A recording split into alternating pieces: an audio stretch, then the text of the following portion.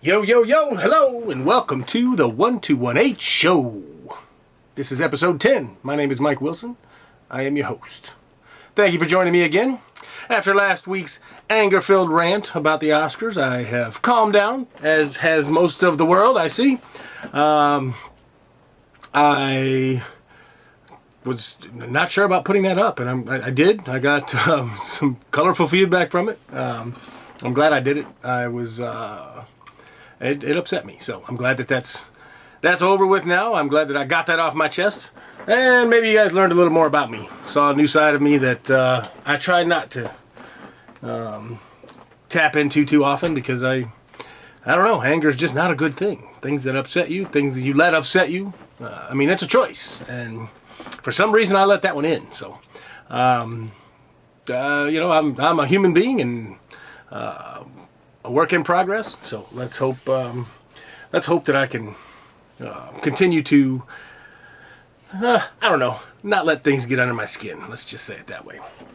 So, this week, it's been a crazy week, been a busy week. Obviously, I'm sorting out my job situation and all these things I had mentioned earlier, that the place that I worked at for 20 years or more, 20 plus years, closed down. I almost said passed away.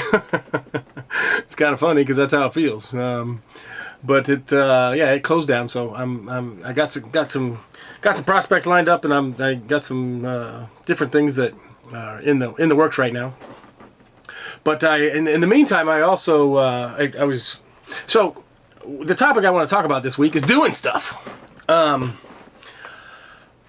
a man of many interests. Everything interests me. I'm interested in how garbage gets picked up. And that sounds so ridiculous, but I love it when I see somebody that's good at their job, and it doesn't matter from picking up garbage to doing brain surgery.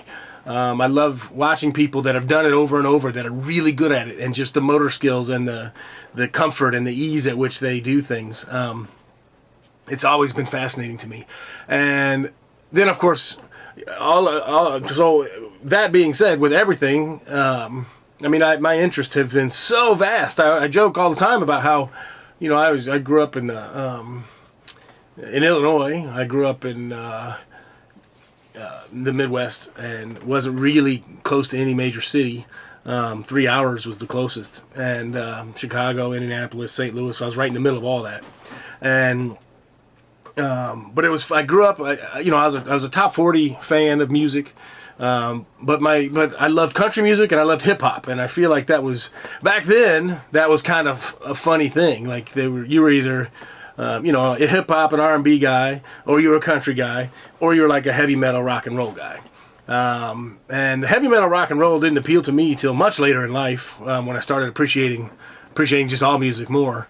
And then, but in my childhood, teen years, and early 20s and stuff, I was literally all hip hop and all country, and R&B hip hop.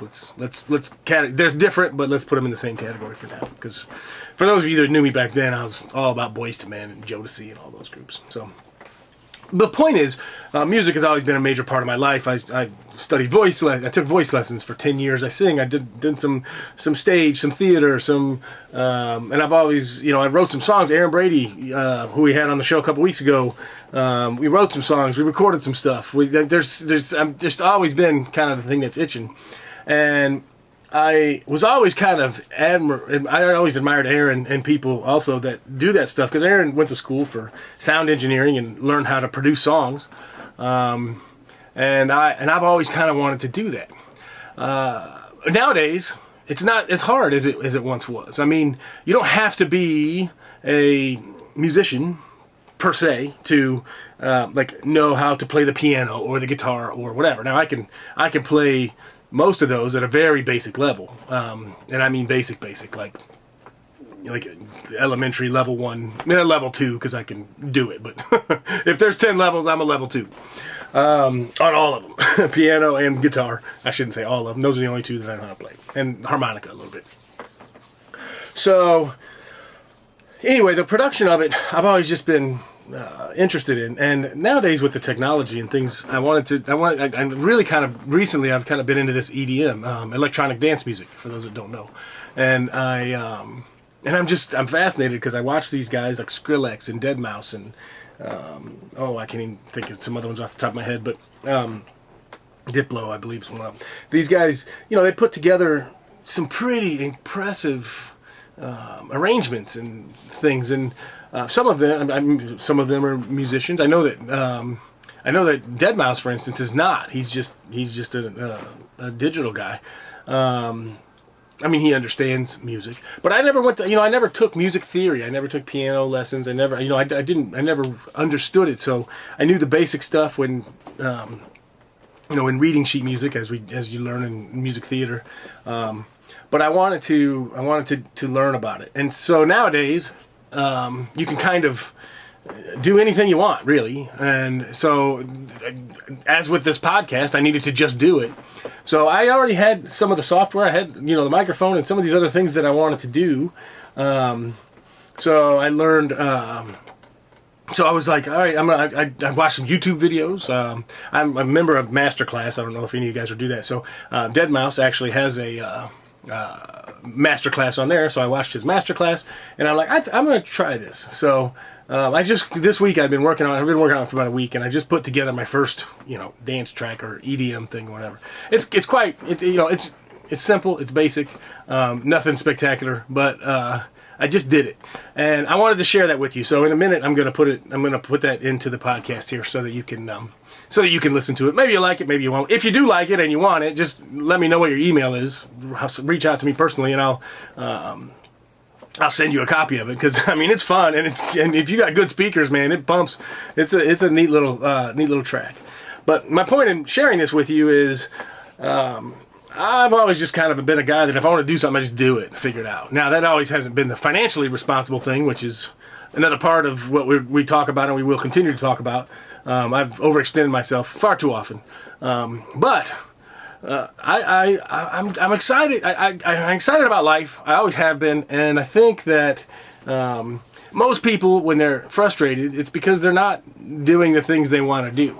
Now, if you're held down by the job, or your circumstances, you have wife, children, you have all these other things that you've committed responsibilities to.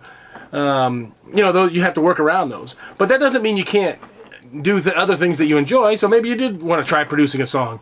Maybe it's a vacation. Maybe it's write something. Maybe it's I tend to lean towards the artistic stuff. Maybe it's just learn a new trade. One of the finance guys, one of my best friends, that I'm eventually going to have on the podcast. He's a scientist, and he's a masterful scientist. Works for a great company, is a leader on his team, and the projects that he does are amazing. And he always wanted to get in. He's a big finance fan as well, and decided that he was going to get into real estate as well. And now he has a company that deals in real estate. The point is this: you can do whatever you want if you want to. So, he had a full-time job, wife, kids, the whole shebang, and in his spare time, which wasn't spare time, he dedicated that time to learn, read books, watched videos, listened to podcasts, did all the research, and this was over a couple of years that he just researched. Talked to some of his buddies from college, and from places that he's lived, and put together a little team that had similar interests, and they started a company, and it's booming. There's just, I feel like people look back on their life and they're like, man, I wish I woulda. And I have moments of that. I think everybody does. Some people have less than others. A lot of people look back on it and wish everything. And I'm just here to say, don't wish, man. Just do it. Just do it. If you want to do something, do it. You can find a way to do it. There's always a way to do it. If it is something like, I've never been to Hawaii, I want to go to Hawaii. Okay, fine. Maybe you have to take a second job for 6 months. Maybe you have to reallocate your spending. Maybe if you're spread to the max, you've got to figure out a way. But just, you can find a way to do it. Without putting it on a credit card. There's ways to do it. If you always wanted to build, a swing set in your backyard, YouTube, you can find everything on YouTube. Go to YouTube, look up some videos, how to build a swing set, how to do something from scratch, how to, and look up some carpentry stuff. Go to Home Depot, buy yourself some screws and bolts and lumber, and build yourself a swing set. I mean, I'm being silly, but the point is, I just want you to know that when you try something or when you do something, people support you. They're excited for you. They might not have the same interest or care, but they care about you, so they want you to. So they're happy that you're doing something. They also pay attention. They watch. If you are doing something and you succeed in it, let's say it's build the swing set from scratch. That when it's done, they take a moment to say, "Wow, you did that! Like you're a cook for a living. How did you know how to do that?" And I just figured it out and a lot of us have a lot of our skills from our family. I mean, I know growing up, I watched my dad do all kinds of construction type stuff. My dad worked in construction, and I became relatively handy just by watching him do stuff. My grandfather was a carpenter. Like actually, most of the men in my family were all in construction trade, so I learned from all of them. But the point is, use the skills that you already have, and anything that you don't have, or anything that's kind of in the way, there's ways around it. Maybe you have to take a class. Maybe you have to get a license to do something. Maybe your dream's to drive a semi. Okay, you can go to trucking school for, I don't know what they are now, 8 months, 9 months. Go to trucking school and learn how to do it. Maybe you don't want to do it after you take the class. I did that with real estate. In New York City specifically, I took the real estate class, did the real estate agent thing for, less than about a year. And I didn't like it, specifically in New York City. I think that if I was doing houses or something else somewhere else in the country, I might enjoy that. But you just do it. Just give it a shot. So, that all being said, as I've mentioned a million times, this show is all about peace and love and fun. So, I'm going to play this track now. It's the EDM song that I put together just in the last week or so. And again, I'll email it to you if you're interested. Not that I expect anybody to be, because it's not great, but it's fun, and I'm surprised at the quality of it. So here it comes. I just generically titled it "Hold Up." You'll know why when you listen to it. So here it is. We're gonna plug it in right about. Oh, and for those of you that are watching on YouTube, so that I gotta kind of blank out this space here in the editing process, I'm just gonna put a picture of a hot chick on the thing while the song plays. that way you can look at that while while the song plays and picture yourself dancing in a club. And for the ladies, I don't have any pictures of hot guys. Sorry. All right, so here's the track in 3, 2, 1. We're sorry, the number you have dialed is not in service at this time.